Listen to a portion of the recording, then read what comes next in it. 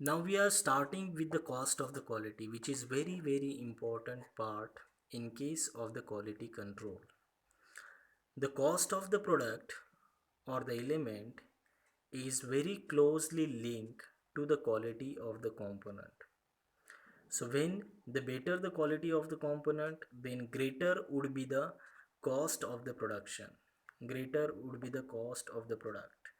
Then so this cost of the product and this quality of the product is depend on the better quality of the raw material, high degree skill of the operator, and we have to spend more in such a way that to improve the quality of the component. Now spending all these things, we have to spend on the activities which are going to be performed to make that component to be finished. So therefore the cost of quality is going to be defined as the total cost of maintaining and controlling the quality. Now maintaining means we have to control the activities, we have to maintain, as well as we have to control the activities which are going to be performed to get the finished component from that particular raw material. So this is nothing but the cost of quality. Now this cost of quality is divided into the three different types. The first one is failure cost, next one is the appraisal cost, and next one is the prevention cost. We will see one by one. Now the failure cost is nothing but the these are again divided into the two types: the internal failure cost and the external failure cost.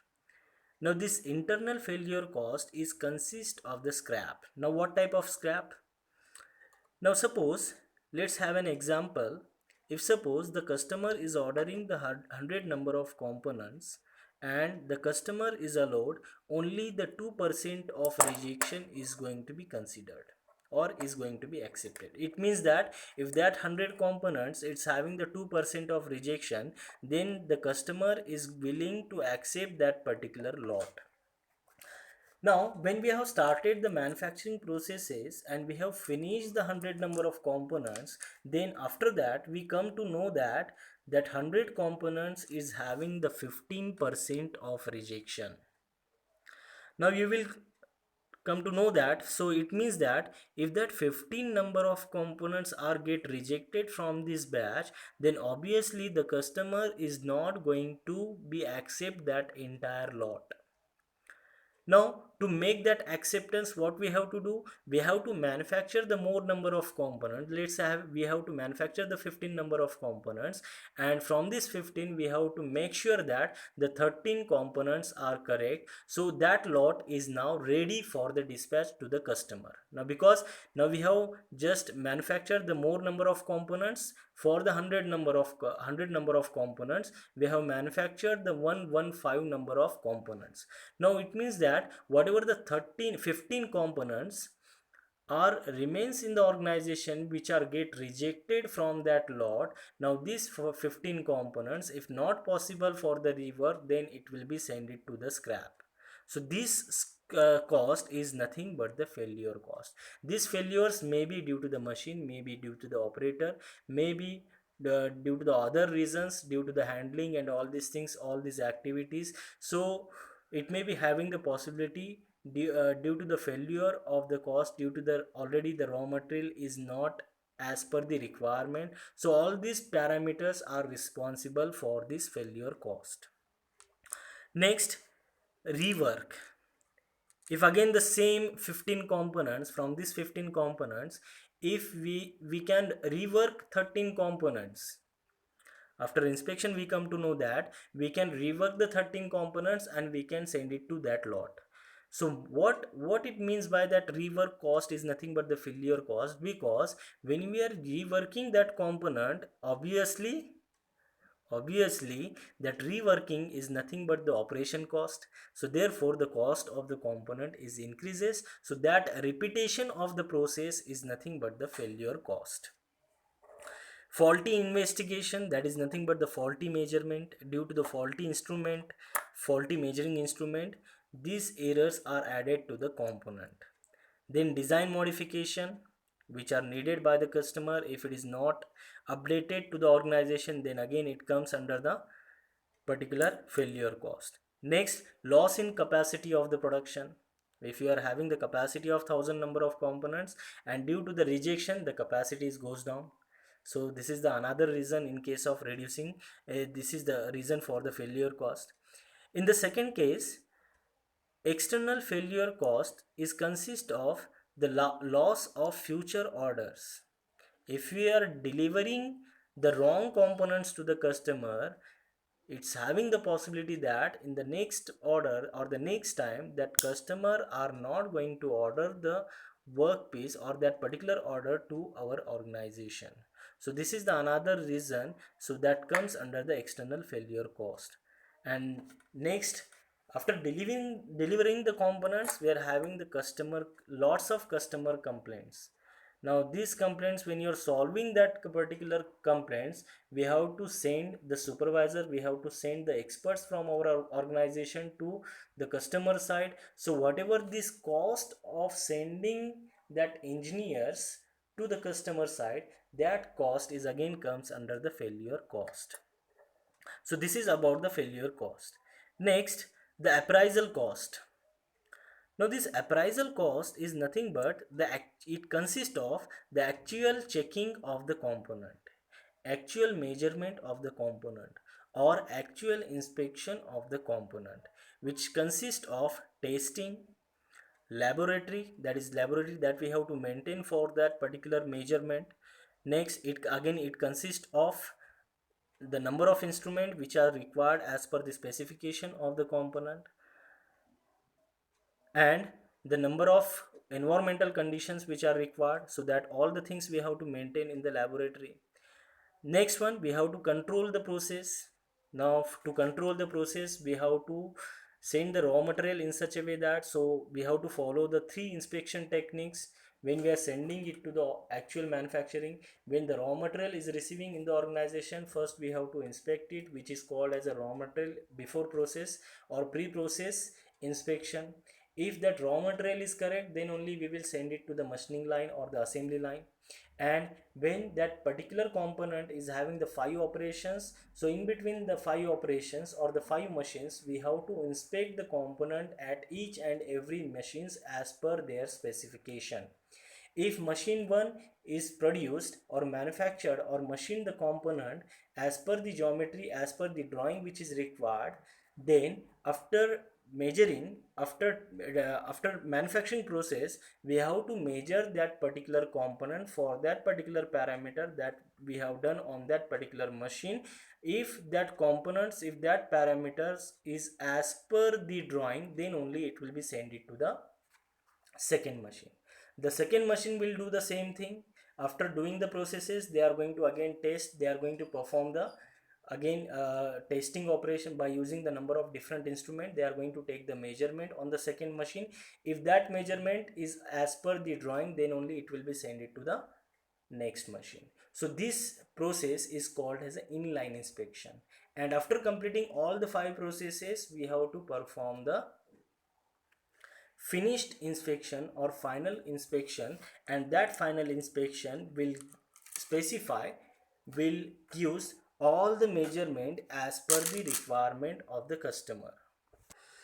So these three inspection techniques, which are very important, which plays a very important role to maintain the quality as well as to reduce the rejection in the processes.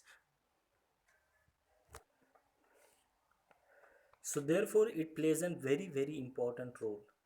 Next, the product inspection. Again, that comes under all these three inspection techniques, and that may reduce the sending the wrong components for the processing. So that will reduce the rejection, that will reduce the defects, as well as it improves the quality of the component, and it will improves or it will satisfy the customer requirement. For example, we are having the mechanical testing which are going to be used for the number of different measurements as diameter, length, then again depth and all these things. Then we are having the metallographic, then non-destructive testing, then we are having the number of different types of gauges which are going to be used. So all these things are going to be depend on this appraisal, these all costs are come under the appraisal cost. So hope you clear that what is meant by failure cost, which cost are going to be considered under the failure cost, and which cost are going to be considered under the appraisal cost. The next one is the prevention cost, which is very very important, which involved ensuring that the faulty or the defective work or rejections are not to be produced. Means we should have to remember that when we are producing the component, that component should not be defective components, and that component should not be rejected. In order to prevent that occurrence of defective goods, a lot of efforts that we have to take when we are starting any process for any component, that all the systems, that all the elements, and that all the things are nothing but we have to plan the actual processing of the component, in what way we are going to processing that particular component. Then that design is nothing but the quality of the design is good or not, that we have to decide. Then we have to plan the production activities, and we have to plan the number of different instruments which are going to be required for the inspection. Now for this inspection, again all of you know that, as for this inspection, again for inline inspection the instruments are different, for raw material inspection the instruments are different, and for the finished good inspection the instrument which is required are totally different. So all these instruments that we have to decide, and that cost of the instrument and all these things, all these activities are come under the prevention cost. In that, the first one is by providing the quality engineering and quality planning. Quality engineering and quality planning, so it consists of ensuring the correct specification of the product when we are producing or when we are receiving the raw material, ensuring that we are receiving the correct component, correct raw material. And when we are producing that component, we have to ensure that we are specifying the correct, we are doing the correct specification of the component. Next, we have to use the right methods and processes, preparing the company standards, then preparing the sampling procedures. Next, preparing the test schedules, at what levels, at what situations, at what activities we have to inspect the component. We have to plan the process controls, and we have to arrange the training for the workers. Next one, the cost of inspection. So that cost of inspection are come not only related with the instruments of the measurement, these are related with the patterns which are going to be used for the manufacturing processes. If the quality of the pattern is good, then obviously the quality of the component is goes on increasing. Next, the tools which are going to be used may be single point cutting tool, multi point cutting tool, drill bit, all these things in case of machining operations. Next, the gauges for the inline inspection. If you are using the inline inspection, so for this we have to provide the number of different gauges for the measurement, which are nothing but the go type gauges, no go type gauges, snap gauge, plug gauge, ring gauge, thread ring gauge, all these type of gauges as per the specification or the geometry of the workpiece. Next, the dies which are required in case of punching operation or in case of pressing operation. Next, the jigs and fixtures, that all of you know that.